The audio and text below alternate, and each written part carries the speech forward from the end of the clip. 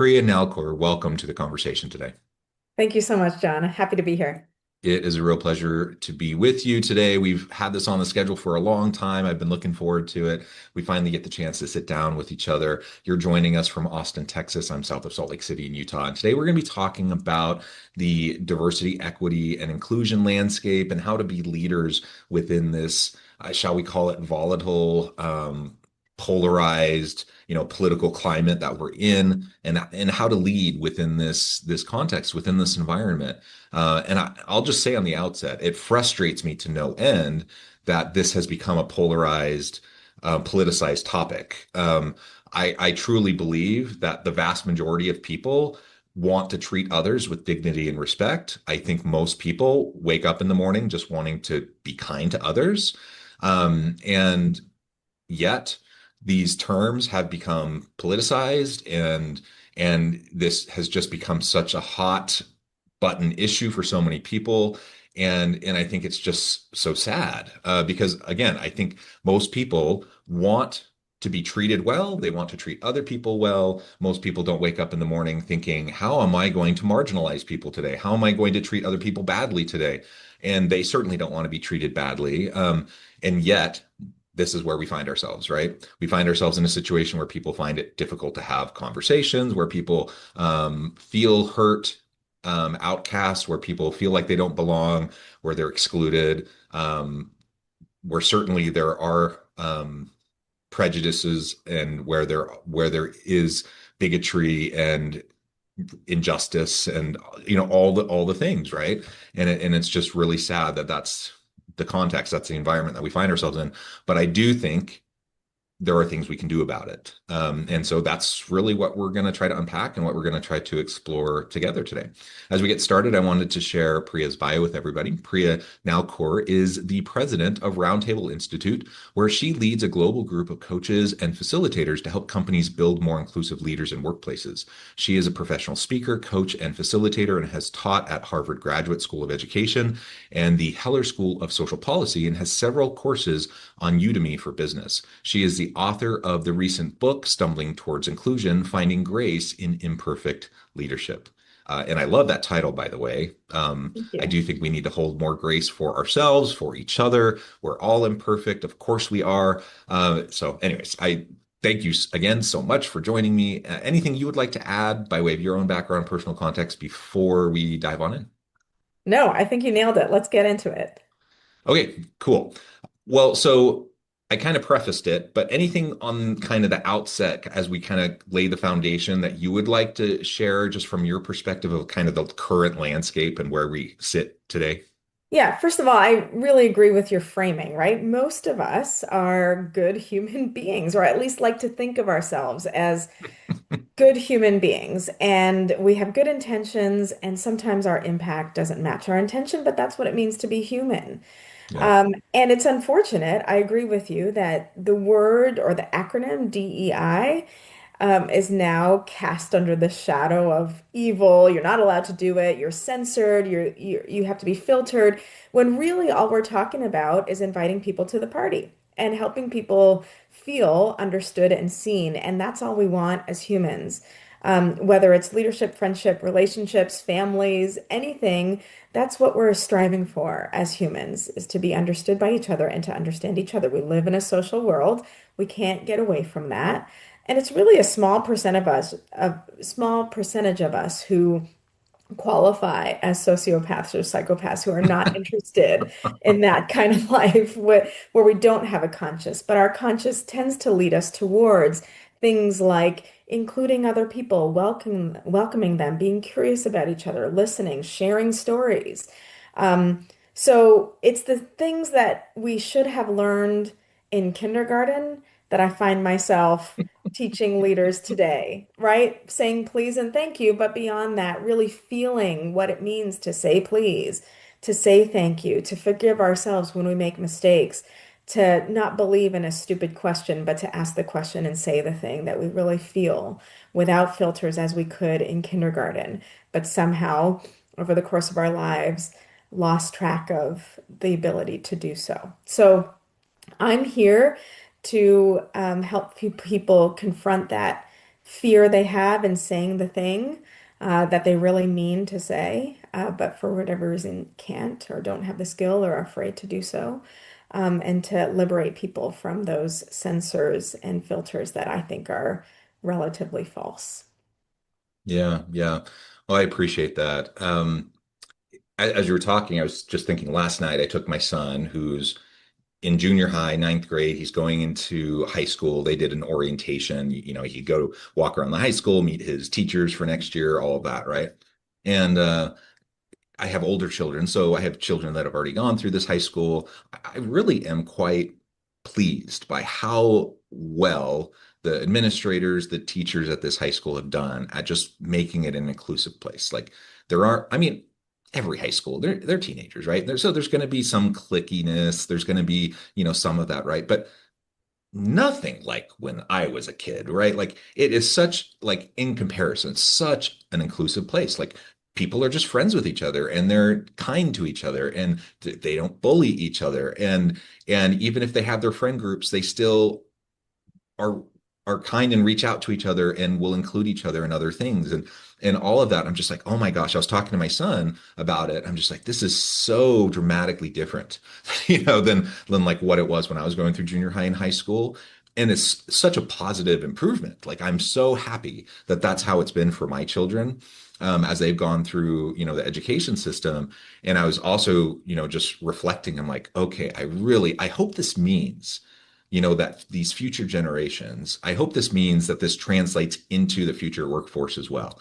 Because as an OB, OD, HR person, I often lament to my wife and kids. I'm just like, I just wish like, just because you're an adult in the workplace doesn't mean all of a sudden all the high school stuff goes away. Like adults have lots of drama, and adults show up in the workplace and they still sometimes act like they're teenagers and they have drama and they bully each other and they're toxic and they're like all the things, right? And I'm like, it's like some people just don't grow up. It's like they don't learn how to just like you said, like to be like back in kindergarten, to just like be kind to each other, be forgiving and ask the question and learn and grow and all these things. And I'm just like, oh my gosh, I think my kids and like their high school situation, I think like they just learned something we didn't learn when we were younger. And I hope that this translates into their work experience. I hope this next generation has just figured something out that we didn't figure out so that all this garbage doesn't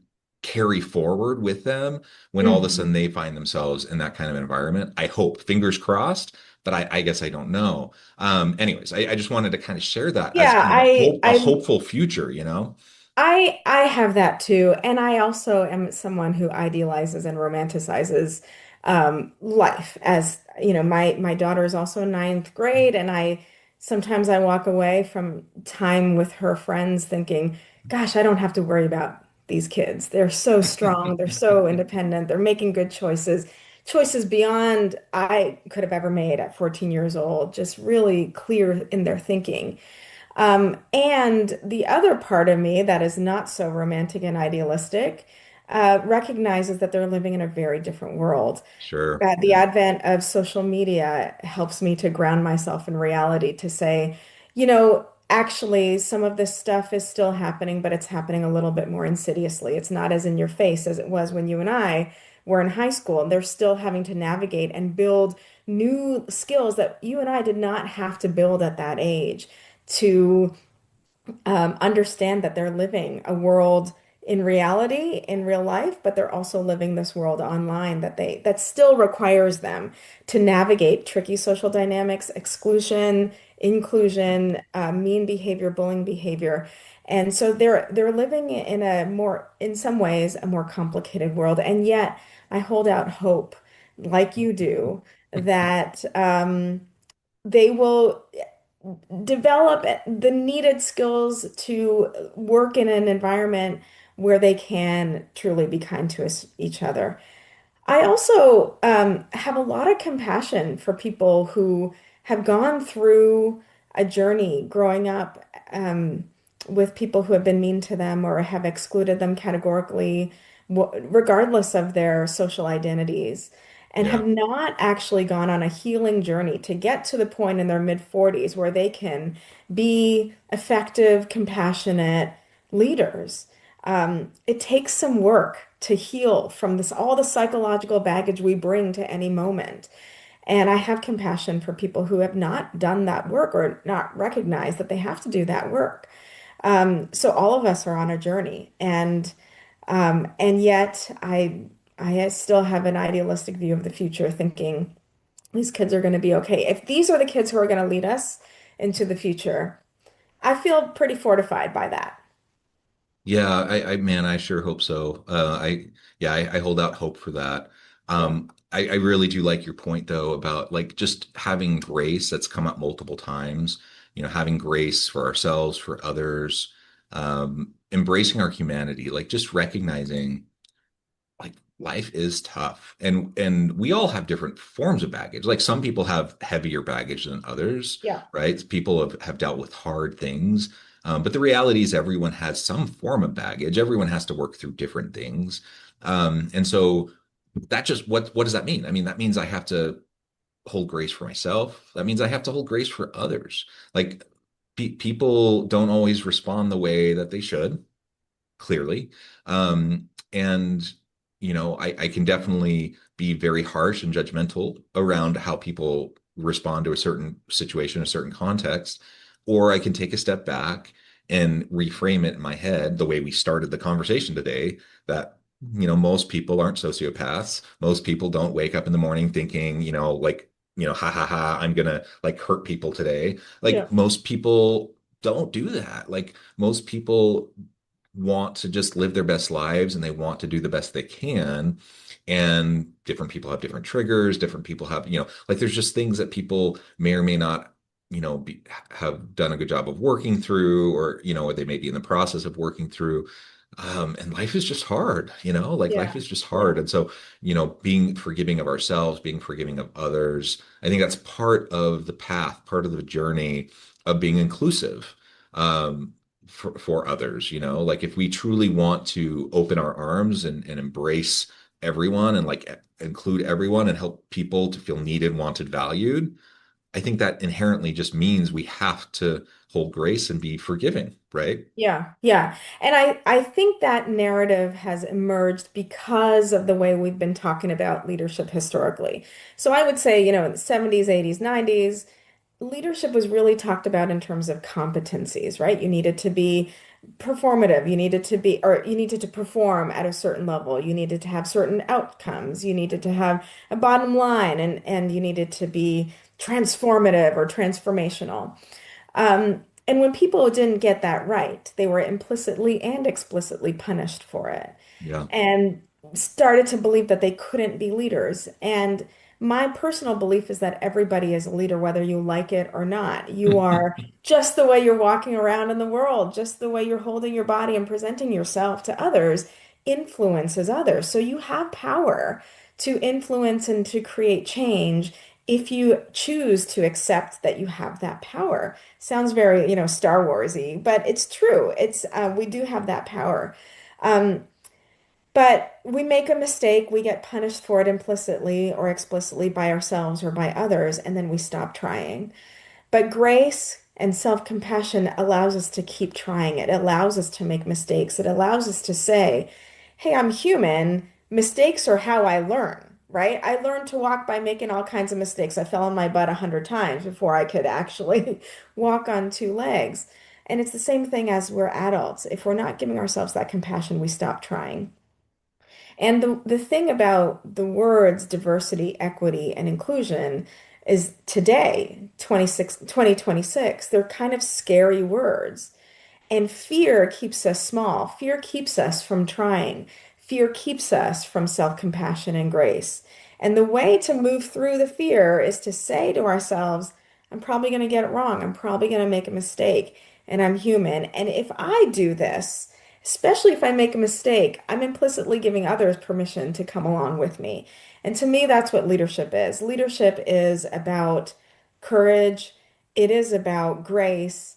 It is not about perfection, because we are developing. If we're not growing, we're dying. That's, something I've learned years ago.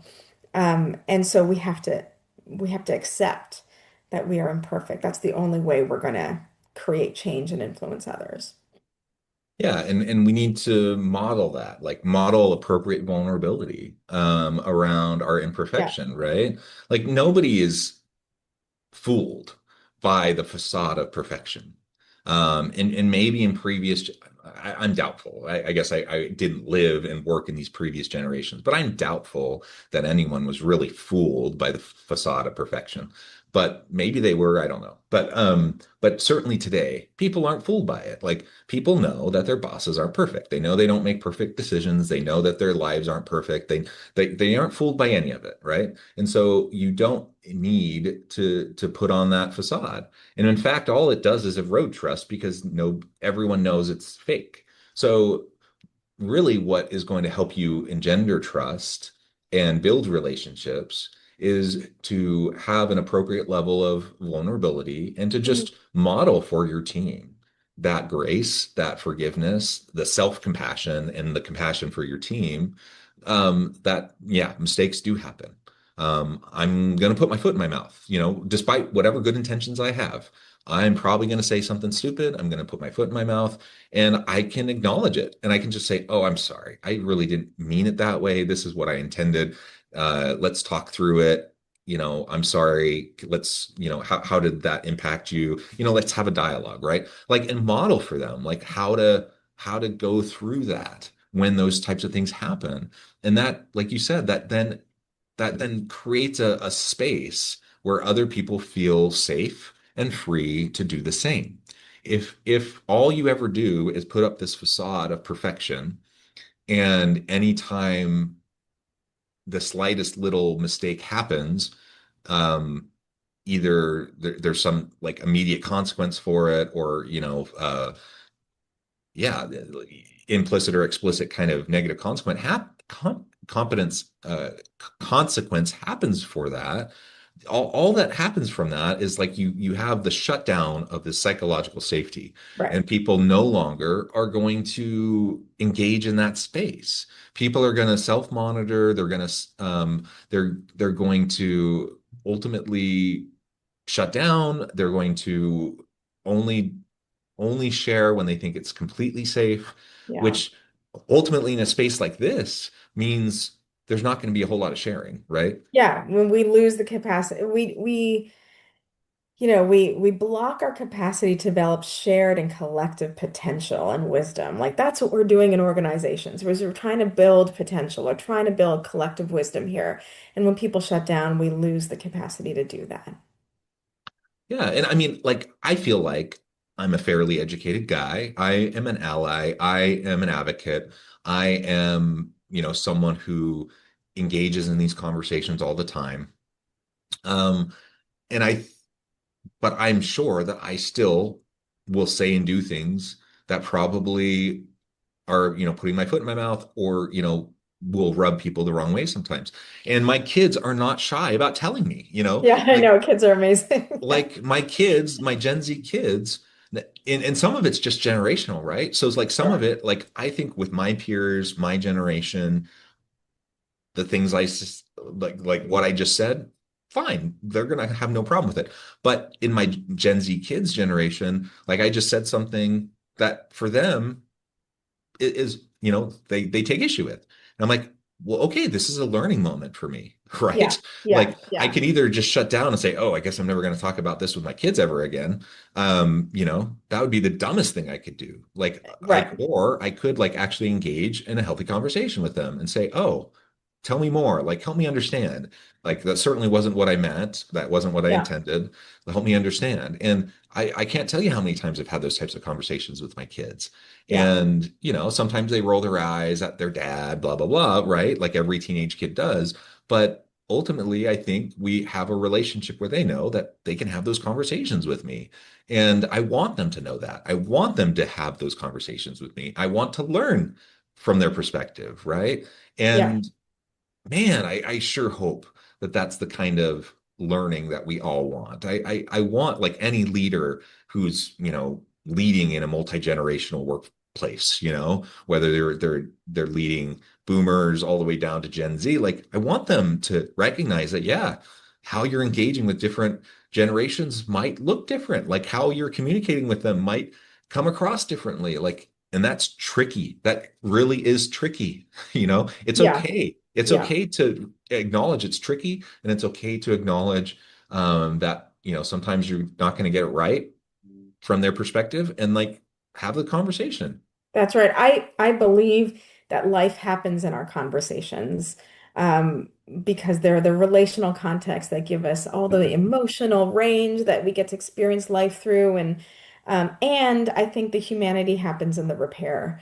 The repair is, let's talk through this. How can I change my behavior? What kind of person do I mean to be? And am I coming closer and closer to that every single day? I think that's the work of being human. And we do it together. We cannot do it alone. We have to do it together. Yeah. So what would be some of your suggestions, tips for leaders, as they're trying to increase that bubble of psychological safety, like increase Yeah. and enhance that environment within their teams? Because that's tricky, like especially if there's been instances that have eroded that trust Yeah, totally. recently. I just had a facilitation yesterday where we spent a whole day talking about and rebuilding trust on the team. So it's a combination of mindset and mechanics. But if Mm, you're thinking about mindset, I think you've really got to practice deep curiosity, not for your own entertainment, but for on behalf of others. Be curious on their behalf because when you're enmeshed and integrated in your own story, you don't always have access to the type of questions that somebody else who's observing you does. So be curious on behalf of others so that collectively you all learn around that table. And if you're curious, it means you're going to have to practice listening. You're going to have to listen in a way that you're not rehearsing what you're going to say next, but you're listening on behalf of that other person so that they feel seen, understood. Because exclusion is the experience of being misunderstood, and all of us navigate our lives feeling misunderstood, and that feels gross, and we don't want to misunderstand other people. So you really have to listen in a way on behalf of the other person. So if you're curious and you're listening, the next thing you're going to do is you're going to ask powerful questions. You're going to ask open-ended questions that get people to explore their experience and not just solve the problems in front of them. And that creates deeper dialogue, wiser dialogue. It creates, this phenomenon where 1 + 1 = 4 because we're in it together. We're getting so much out of this conversation because we're both interested, we're curious, we're listening, we're asking really expansive questions that go beyond solving a problem or just coming to a conclusion. We're actually learning together. So I think start there. We have at Roundtable, we have a whole toolkit and a playbook of lots of different tools, but these are the fundamentals: curiosity, listening, and asking questions.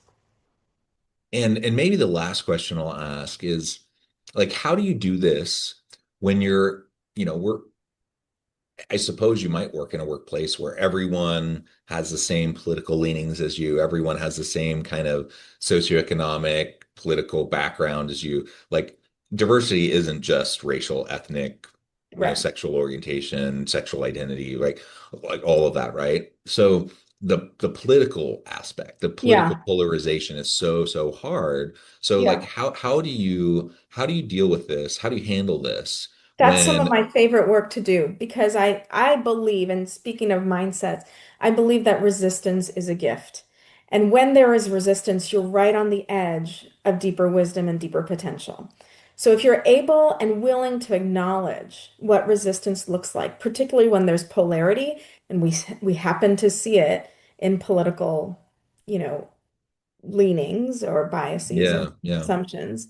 Um, I believe that with curiosity, with putting our guards down, with being able to sit on the same side of the table instead of the opposite side of the table, and understand and get into someone else's perspective and shoes with that willingness to listen and learn, and then both of us come back to the other side of the table, I think we're going to find shared potential again. I'm not saying we need to agree with each other. That's not what shared potential is.